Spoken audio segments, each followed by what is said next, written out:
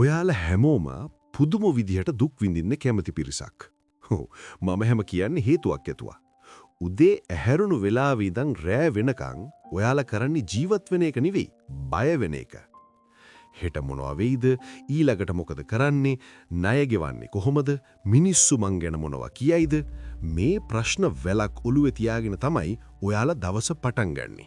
මේකට ඔයාලා කියන්නේ ප්ලෑන් කරනවා. එහෙමත් නැත්නම් ප්‍රශ්න ගැන හිතනවා කියලා. ඒත් ඇත්තම කතාව මේකයි. මේකට කියන්නේ මානසික හික්මීමක් නැතිකම. නැත්නම් a lack of cognitive discipline. ඔයාට මහන්සි දෙන්නේ වැඩ කරලා නෙවෙයි. ඔයාට මහන්සි දෙන්නේ ඔයාගේ මනස අනවශ්‍ය තැන්වල රස්ති ආදු ගහන නිසා. හරියට හිලක් තියෙන කලයකට වතුර පුරවනවා වගේ ඔයාගේ ශක්තිය ඔයාටත් හොරෙන්ම එළියට කාන්දු වෙනවා. අද අපි කතා කරන්න යන්නේ සුරංගනා කතාවක් නෙවෙයි. අද අපි කතා කරන්නේ මනස වැඩ කරන විද්‍යාත්මක සහ ප්‍රායෝගික ඇත්ත ගැන. අපි උදාහරණයක් විදිහට ගන්නවා තරිඳු කියලා තරුණයෙක්ව. මේ කතාව අහලා නිකන් ඉන්න එපා. මොකද මේ තරිඳු කියන්නේ වෙන කවුරුත් නෙවෙයි. මේක අහන් ඉන්න ඔයාමයි. තරිඳුට වයස අවුරුදු 24යි. ශරීර සෞඛ්‍ය අතින් ගත්තම එයා ඉන්නේ හොඳම තැන. ඒත් මනස හරියට පිටකොටුවේ බස් ස්ටෑන්ඩ් එක වගේ. එක එක සිතිවිලි එනවා, යනවා, කෑ ගහනවා, කිසිම පාලනයක් නැහැ. තරිඳුට රැයට හරියට නිින්ද යන්නේ. එක තැනක වාඩි වෙලා විනාඩි 5ක් ඉන්න බෑ. පොතක් කියවන්න ගත්තොත් පිටු 2ක් කියවනකොට හිත දුවලා ඉවරයි. එයා හිතුවේ මේක එයාගේ වටේ ඉන්න මිනිස්සුන්ගේ ප්‍රශ්නයක් කියලා. එයා හිතුවේ රටේ ප්‍රශ්න, ආර්ථික ප්‍රශ්න නිසා එයාට මෙහෙම වෙලා කියලා. ඒත් ඇත්තේ ඒක නෙවෙයි. ප්‍රශ්නය තියෙන්නේ එළියේ නෙවෙයි. ප්‍රශ්නය තියෙන්නේ එයා සිදුවීම් අර්ථකථනය කරන විදිහ ඇතුලේ. ඔයාලගින් බොහෝ දෙනෙක් ඉන්නෙත් මෙන්න මේ තැන. ඔයාලා හිර වෙලා ඉන්නේ ඔයාලම හදාගත්ත උගුලක. අද අපි මේ වීඩියෝ එකකින් ඒ උගුල කඩන විදිහ ඉගෙන ගන්නවා. හැබැයි මතක තියාගන්න සැනසීම කියන්නේ නිකන් ලැබෙන දෙයක් නෙවෙයි. ඒක පුහුණු කළ යුතු කුසලතාවක්. It is a skill. Tharindu කලේ අපි හැමෝම කරන දේ. එයා හිතුවේ විසඳුම තියෙන්නේ වෙන කොහේ හරි කියලා. එයාට ආරංචි වුණා ඈත ගම්මානයක කඳුකර පළාතක ඉන්නවා කියලා හරි දක්ෂ ගුරුතුමෙක්.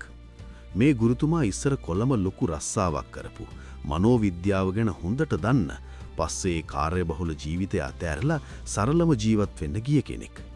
මේ කාරණාව හරි වැදගත්. ඇයි එයා නගරේ අතහැරලා ගියේ? මොකද එයා තීරුම් ගත්තා නගරේ තියෙන නොයිස් එක නැත්තම් ഘോഷාව එක්ක ගැඹුරු මනසක් හදාගන්න අමාරුයි කියලා. තරිඳු තීරණය කළා මේ ගුරුතුමා හොයාගෙන යන්න. මේ ගමන ලේසි නෑ. මේකෙන් පෙන්눔 කරන්නේ ඔයාට වෙනසක් ඕන නම් ඔයා ඉන්න තැනින් භෞතිකව හෝ මානසිකව අයින් වෙන්න ඕන කියන එකයි. පරණ පුරුදු ඇතුලේ ඉඳගෙන අලුත් ප්‍රතිඵල බලාපොරොත්තු වෙන්න බෑ. තරිඳු ගොඩාක් මහන්සි වෙලා කඳුපල්ලම් බැහැලා අන්තිමේදී මේ ගුරුතුමාගේ පොඩි නිවස හොයාගත්තා. වටේම ගස් කොළන් හරිම නිස්කලංකයි. ගුරුතුමා ඉස්සර පිට පුටුවේ වාඩි වෙලා බොහොම නිවිච්ච පාටින් බලාගෙන ඉන්නවා. තරිඳු එතනට ගිහින් අඬන්න වගේ ඇහුවා, "ගුරුතුමනි, මගේ හිත පිච්චෙනවා. මට එක විනාඩියක් සැනසීමෙන් ඉන්න බෑ. මට මොකක් හරි මන්ත්‍රයක්, බෙහෙතක්, ක්‍රමයක් කියලා දෙන්න මේ හිත නිවා ගන්න." හොඳට බලන්න. තරිඳු ඉල්ලන්නේ ක්ෂණික විසඳුමක්. a quick fix. එයාට ඕන යාඩි ප්‍රශ්න මැජික් එකකින් වගේ නැති කරගන්න. එයාට ඕන මේ ගුරුතුමා යාඩි ඔලු අතගාලා දුක හිතන්න එපා පුතේ කියලා අනුකම්පා කරනවට. හැබැයි මේ ගුරුතුමා සාම්ප්‍රදායික කෙනෙක් නෙවෙයි. එයා තරිඳුගේ දුක අහා හිටියේ නෑ. එයා තරිඳුගේ අනුකම්පා කළත් නෑ. මොකද අනුකම්පාවෙන් මනස හදන්න බැහැ කියලා එයා දන්නවා. ගුරුතුමා කරපු දේ හරිම සරලයි. හැබැයි හරිම භයානකයි. එයා ගත්තා ලොකු වතුර වීදුරුවක්. මේක කටටම පිරෙව්වා. කොච්චර පිරෙව්වද කියනවනම් හුලගක් වැදුනත් වතුර ඉහිරෙන ගානට පිරෙව්වා. ඊට පස්සේ එයා මේ වීදුරුව තරිඳුගේ අතට දීලා කිව්වා, "තරිඳු, මේක අරගෙන ගමේ අන්තිම කෙළවරට ගිහින් ආපහු එන්න ඕන. හැබැයි හොඳට මතක තියාගන්න මේ වීදුරුවෙන් එක වතුර බින්දුවක් හරි බිමට වැටුනොත් උඹ ආපහු එවිත් වැඩක් නෑ. උඹට මගෙන් ගන්න දෙයක් ඉතුරු වෙන්නෙත් නෑ." මේක නිකම් ක්‍රීඩාවක් නෙවෙයි. මේක මනෝවිද්‍යාත්මක උපක්‍රමයක්. මේකට කියන්නේ ඇටෙන්ෂනල් ගේටින් කියලා. ඒ කියන්නේ අපේ මනසට එක පාරකට කරන්න පුළුවන් දේවල් සීමිතයි. තරින්දු ගුරුතුමා ගාවට ආපු වෙලාවේ එයාගේ මනස තිබුණේ විසිරිලා. එයා හිතුවේ ගෙදර ප්‍රශ්න ගැන, අනාගතය ගැන, තමන්ගේ දුක ගැන. හැබැයි ගුරුතුමා එයාට බරපතල අභියෝගයක් නැත්තම් a high stakes task එකක් දුන්නා. දැන් තරින්දුට තමන්ගේ පරණ පෙම්වතිය ගැන හිතා ඉන්න වෙලාවක් නෑ. එයාට තමන්ගේ අවාසනාව ගැන හිතන්න වෙලාවක් නෑ. මොකද එක තත්පරයක් හරි සිහිය එහෙමෙහෙ වුණොත් වතුර හැලෙනවා. වතුර හැලුනොත් එයා ෆේල්. මිනිස් මොලේ හැදිලා තියෙන්නේ හරි පුදුම විදියට. ඔයාට ලොකු අනතුරක් හරි ලොකු වගකීමක් හරි පැවරුණ ගමන් මොලේ විසින් අර අනවශ්‍ය සිතිවිලි ඔක්කොම ෂට් ඩවුන් කරනවා. මොකද ඒ විලාවට විකාර හිතා ඉන්න එක ලොකු ඩැමේජ් එකක්. තරින්දු අභියෝගය බාරගත්තා. එයා පාරට බැස්සා. මේ ගමේ පාර හරිම පටුයි. ඒ වගේම හරිම කලබලයි. හරියට අපේ ජීවිත වගේ. ත්‍රීවීල් කාරයෝ හෝන් ගහ යනවා. බල්ලො බුරනවා. කඩවල්වල මිනිස්සු දේශපාලනය ගැන කෑ ගහලා වාද කරනවා. ළමයි දුව සෙල්ලම් කරනවා. සාමාන්‍ය දවසක නම් තරින්දු මේ හැම දේම දිහා බලනවා. අරු මන්දිහා කැත විදිහට බැලුව නේද? අර බල්ලා මාව කයිද දන්නේ නෑ. අර මිනිස්සු මොනව ගැනද කතා වෙන්නේ? කියලා එයාගේ අවධානය කුට්ටි 100කට විතර කැඩිලා යන්න තිබුණා. ඒත් අද එහෙම බෑ. අද එයාගේ මුළු ලෝකෙම අර වතුර වීදුරුව විතරයි. එයාගේ ඇස් තියෙන්නේ වතුර මට්ටමේ.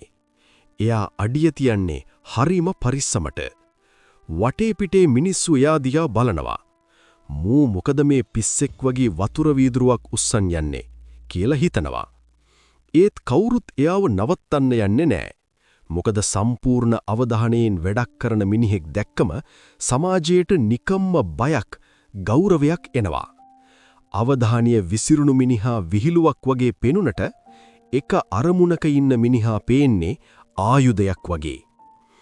තරින්දු මේ වෙලාවේ ඉන්නේ ෆ්ලෝ ස්ටේට් එකේ. ඒ කියන්නේ සිත එක අරමුණක තදින් පිහිටලා තියෙන වෙලාවක්. එයාට වටේ ශබ්ද ඇහෙනවා. ඒත් ඒවා යාගේ මනස ඇතුළට යන්නේ නැහැ. එයාට දැනෙන්නේ වතුර වීදුරුවේ බර විතරයි. විනාඩි 20කට විතර පස්සේ තරින්දු ආපහු ගුරුතුමා ගාවට එනවා.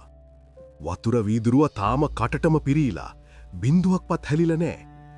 තරින්දුට හරි සතුටුයි. එයා හිතුවේ එයා දිනුම් කියලා. එයා හිතුවේ මේක ශාරීරියේ බැලන්ස් එක පරීක්ෂා කරපු ටෙස්ට් එකක් කියලා. ගුරුතුමා hina වෙලා ඇහුවා, "හරිම හොඳයි. දැන් මට කියන්න ඔයා එන අතරමඟදී පාරායිනේ හිටපු බල්ල මොන පාටද? අර රණ්ඩුණ දෙන්න මොන පක්ෂිද? සෙල්ලම් කරපු ළමයි ඇඳගෙන හිටියේ මොන වගේ ඇඳුම්ද?" තරින්දු පුදුම වුණා. එයා කිව්වා, "ගුරුතුමනි, මම මේ මුකුත් දැක්කේ නෑ. මට ඒව ඇහුනේත් නෑ. මම හිටියේ මේ වතුරක ගැන 100න් විතරයි." ගුරුතුමා එතකොට දුන්න උත්තරේ තමයි මේ මුළු කතාවෙම සාරාංශය. "පුතේ, ඒක තමයි රහස. උඹ ඔය හෙව්ව සැනසීම කියන්නේ ඕකට.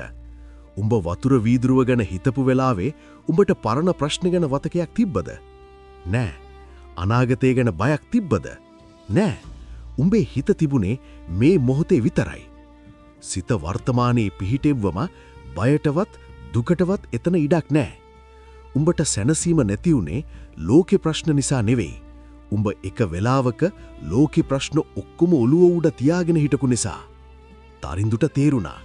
සැනසීම කියන්නේ හිමාලයට ගිහින් හොයන්න ඕන දෙයක් නෙවෙයි.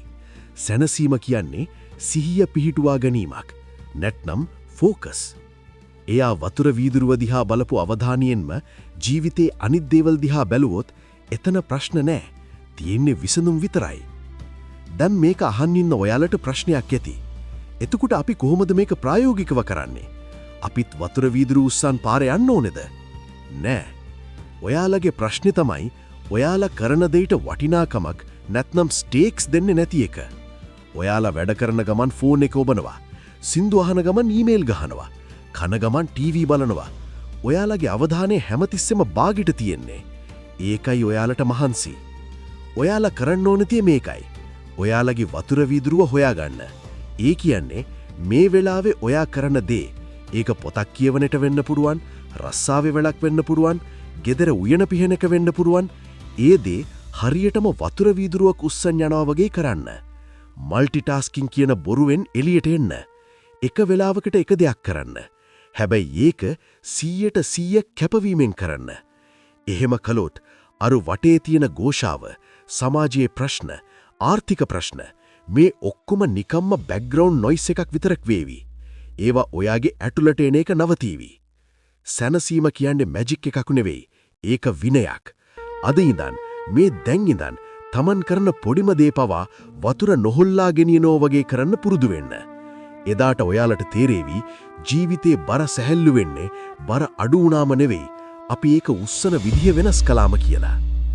මේ වගේ ජීවිතයට වැදගත් දේවල් දිගටම අහන්න channel එක subscribe කරන්න. ඊළඟ වීඩියෝ එකෙන් හමු වෙමු.